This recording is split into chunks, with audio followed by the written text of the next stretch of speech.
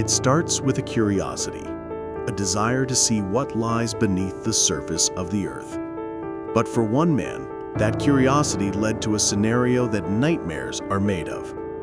He crawled into the wrong passage and found himself stuck upside down, unable to move, in one of the most unforgiving caves in America.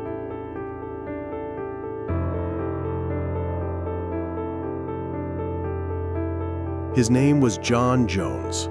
He was a father, a husband, and a medical student with a bright future ahead of him.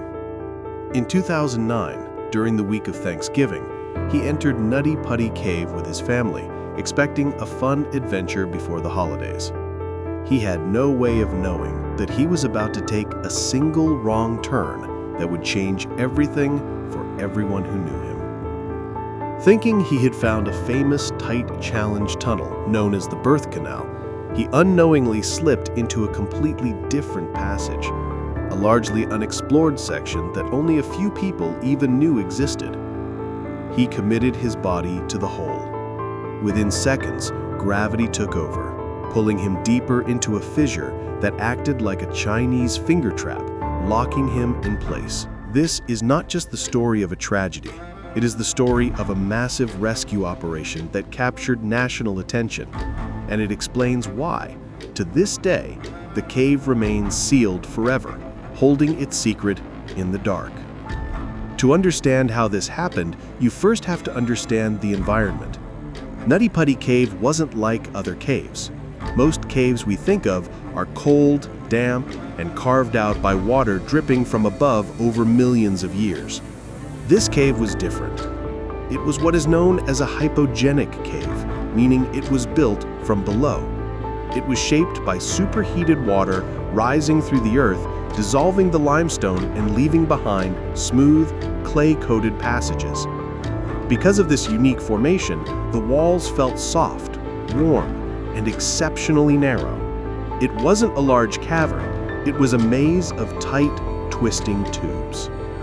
Because it was warm, unlike the freezing temperatures found in most subterranean environments, it became an incredibly popular destination for beginners and Boy Scout troops. It seemed inviting, but that warmth and smoothness hid a treacherous nature.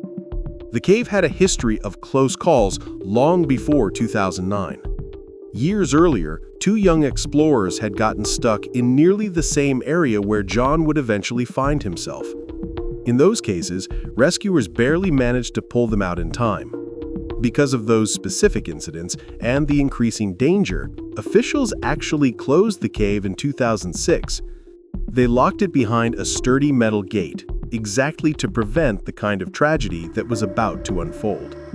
But memory fades, and new management systems are put in place. By 2009, the cave had reopened under new oversight, and people were allowed back in. John was not a novice. He grew up exploring caves. It was something he loved. But there is a dangerous reality about caving that often goes overlooked. Human bodies change. John was older now, stronger, and physically larger than he was in his teenage years. He didn't realize that even small changes in body size, an inch of muscle here, a slightly broader chest there, can matter underground. In a place like Nutty Putty, inches aren't just measurements, they mean everything. It was 8 p.m. when John entered the cave with a group of family and friends. The mood was light. They moved through the initial sections without trouble, reaching the first large chamber easily. But John was looking for that nostalgic thrill. He wanted more of a challenge. He separated from the pack to look for the birth canal, a famous passage for being a tight but manageable squeeze. He navigated near an area of the cave known as Ed's Push, and there, in the dim light of his headlamp, he found a hole. To his eyes, it looked just right. It was narrow, downward sloping, and looked difficult, exactly the kind of challenge he expected the birth canal to be. He made his decision. He crawled in head first, inching forward on his stomach, using his fingers and toes to propel himself into the darkness. The space was incredibly tight, only about 10 inches tall. Most people would panic in a space that small, but John kept pushing deeper, believing that like most squeeze passages, it would eventually open up into a larger room. But he was wrong. The tunnel didn't open up. Suddenly, the floor of the passage dropped. It angled steeply downward, a hidden drop-off that he couldn't see until it was too late. As he shimmied forward, gravity took hold and pulled him down into the crevice. At this point, he was committed. He did what cavers often do in tight spots. He exhaled to empty his lungs, shrinking his chest circumference just enough to fit through the narrowest point. He expected to pop out on the other side. Instead, he slid into a dead-end pocket of rock that was even tighter and angled straight down. The trap was sprung. He tried to push up, to back out the way he came, but he couldn't. The space was so restrictive that every time he inhaled, his ribcage expanded against the solid stone walls, locking him firmly in place. Friction and gravity were now conspiring against him. John was now stuck upside down, deep underground, in total darkness, with the weight of his own body pressing him further into the hole. As news of the accident spread and the rescue operation began, many people on the outside wondered the same thing. Why couldn't they simply pull him out? Why not just grab his legs and yank him free? The reason wasn't a lack of effort. It was physics. John's position was nearly vertical, with his head down and feet up. This inversion caused intense pressure to build up in his body and his brain as time went on. But the rock formation around him created an even more impossible challenge. There was a small ridge of stone, a natural lip in the cave wall that caught his hips like a hook. The geometry of the entrapment was a nightmare. If rescuers pulled straight back on his legs, his body wouldn't slide out. Instead, that lip of rock would catch his hips, and pulling harder would only cause excruciating pain and severe injury without moving him an inch. He was mechanically locked into the earth. His brother Josh was the first person to reach him after he got stuck. You can imagine the terror of that moment. Josh grabbed John's legs and pulled with everything he had. He actually managed to lift John a few inches, fighting against the friction. But humans aren't machines. The moment Josh had to let go to reposition his grip or take a breath, gravity instantly won the battle, pulling John right back down into the crevice and wedging him even tighter than before. Josh realized quickly that this was far beyond what one person or even a small group could do. He had to make the difficult choice to leave his brother alone in the dark to go get help. He crawled out to call 911. It was now 9 p.m. The rescue was just beginning, and the clock was ticking. The call went out, and emergency responders rushed to the scene. The first trained rescuer to actually reach John was Susie Motola, who arrived at the squeeze around midnight, roughly 4 hours after John first entered the tunnel. She crawled as far as she could, but the passage was so restrictive that when she looked into the hole, all she could see were John's shoes poking out of the darkness. She called out his name. From the depths of the rock, he responded. He sounded tired, understandably, but he was still hopeful. He believed help had arrived and he would be out soon. But as the rescue team assessed the situation, the reality of the difficulty set in. They were facing an almost impossible setup. The tunnel didn't just go straight down, it twisted sharply, leaving almost no room for the rescuers to work. In a normal rescue, you might have a team of 6 people lifting a litter. Here, they couldn't fit heavy equipment close to him. The passage was so narrow that they couldn't get more than one person at a time near the chute where John was trapped. It was a one-on-one battle against the mountain. They tried everything they could think of. They brought in drills to try and chip away at the rock around him, hoping to widen the opening. But the stone of Nutty Putty Cave is hard and unforgiving. It broke their tools and made agonizingly slow progress. They knew they needed mechanical advantage. They set up an elaborate system of ropes and pulleys, anchoring them to the cave walls.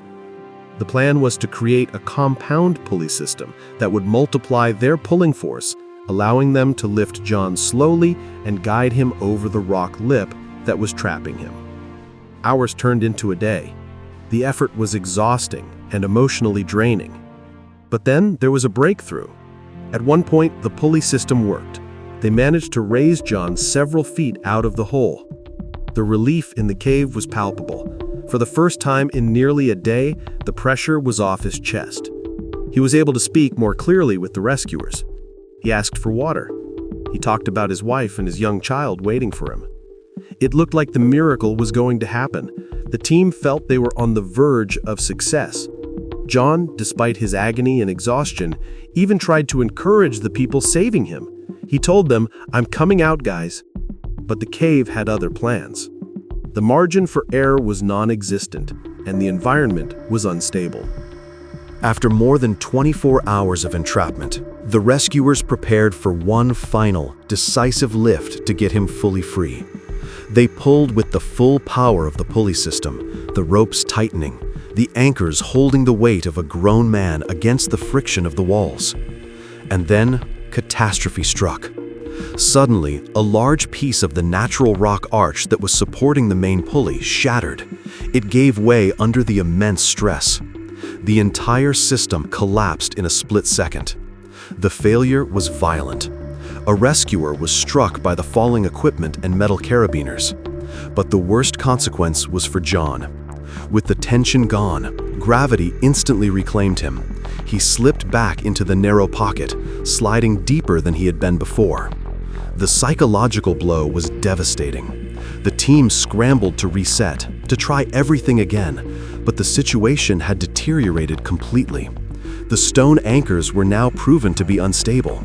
The passage was deemed too dangerous to continue aggressive drilling or heavy lifting. John, who had been talking just moments before, became unresponsive shortly after the fall. A medical team crawled in as far as they physically could to check on him, but he did not answer their calls. The silence from the hole was deafening. After 28 hours of being trapped upside down, with blood pooling in his brain and his lungs struggling to inflate against the rock, the rescue attempts could no longer continue. It was determined that John Jones had passed away. The aftermath was a scene of utter devastation. The rescuers, many of whom were hardened professionals trained for decades for exactly this kind of scenario, were heartbroken. They said this was the most difficult, technically challenging operation they had ever attempted. They had been inches away from saving him, only to have the geology itself fail them. But the tragedy wasn't over. Another challenge remained: retrieving John's body. The authorities and experts gathered to discuss the options. They looked at the instability of the rock walls, the tightness of the passage, and the position of the body. It was determined that sending men back in to extract him would essentially be a suicide mission. It would put more lives at risk of getting stuck or crushed. The risk was too high. The family, in their grief, agreed with the experts' assessment. They made the heartbreaking decision to leave him where he was.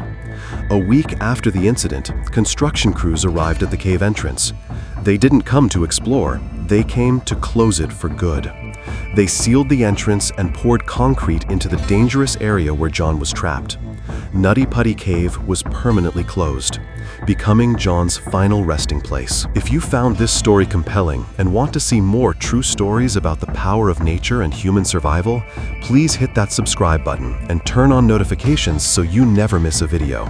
Thanks for watching.